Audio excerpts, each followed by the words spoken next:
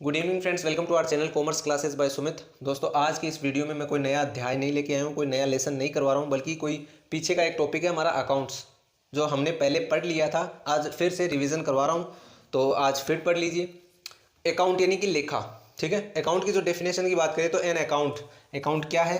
Is a section in which all transaction relating to the same activity that have taken place during a particular period is recorded.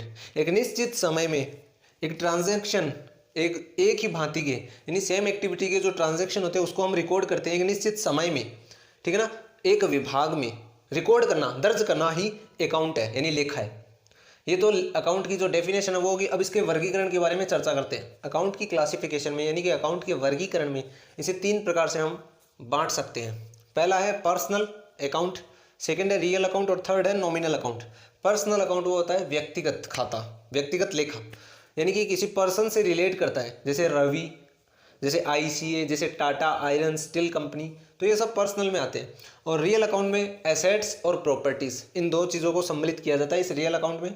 जैसे machinery है, building है, land है और furniture है, ये सब assets और जो प्रॉपर्टी है वो रियल अकाउंट्स में आता है। इसके बाद नॉमिनल अकाउंट्स की बात करें तो नॉमिनल अकाउंट में जितने भी एक्सपेंसेस हैं, जितने भी लॉसेज हैं, जितने भी गेन हैं या इनकम है, ये सब हम इस नॉमिनल अकाउंट्स में शामिल करते हैं। जैसे सैलरी अकाउंट है, रेंट है, कमीशन रिसीव्ड है, कमीशन अलाउड है, डिस्काउंट है और बैड डेब्ट्स है, जितने भी खर्चे हैं, जितने भी इनकम है, गेन है, वो सब इस नॉमिनल अकाउंट में शामिल किए जाते हैं। आइए इससे रिलेटेड एक एग्जांपल कर लेते हैं। कुछ आइटम्स आपको दिए गए हैं, कुछ मदे हैं जो अकाउंट्स में आपको वर्गीकरण करके बताने हैं। जैसे ये पहला है रेंट। रेंट यानी कि किराया। किराया क्या है? बिजनेस के अंदर एक खर्चा है किराया, ठीक है। तो ये किस अकाउंट्स में वर्गीकृत होगा? यानी कि नॉमिनल अकाउंट में जाएगा या रियल अकाउंट में जाएगा या पर्सनल अकाउंट में जाएगा? ये जाएगा नॉमिनल में, तो इसके आगे हम एन लिख देंगे। कैरिज है, गाड़ी भाड़ा, ये भी एक खर्चा है, यानी एक्सपेंसेस है, तो ये भी नॉमिनल। सेल्स है, सेल्स मानी माल बेचा, बेचने से क्या हुआ? इनकम हुई, तो इनकम हुई तो क्या हुआ? माल बेचा, माल गया और पैसा आया, तो गेन हुआ, इनकम हुई, तो नॉमिनल।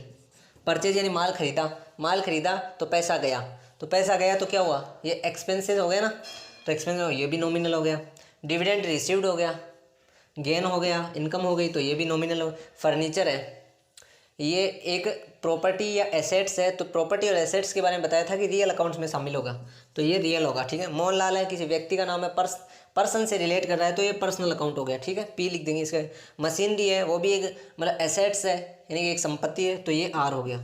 इस प्रकार से हम इनको इनके खाते के आधार पर वर्गीकृत कर सकते हैं। ये तो छोटा सा एग्जाम्पल मैंने आपको करवाया है। आई होप दोस्तों आपको ये छोटा सा एग्जाम्पल आपको समझ में आया होगा और अकाउंट्स के क्लासिफिकेशन के बारे में आप समझ पाए होंगे। वीडियो को लाइक कर देना, शेयर कर देना और चैनल को सब्सक्राइब जरूर कर देना। ऐसे ही समय समय पर आपका रिवीजन है वो भी करवाते रहेंगे।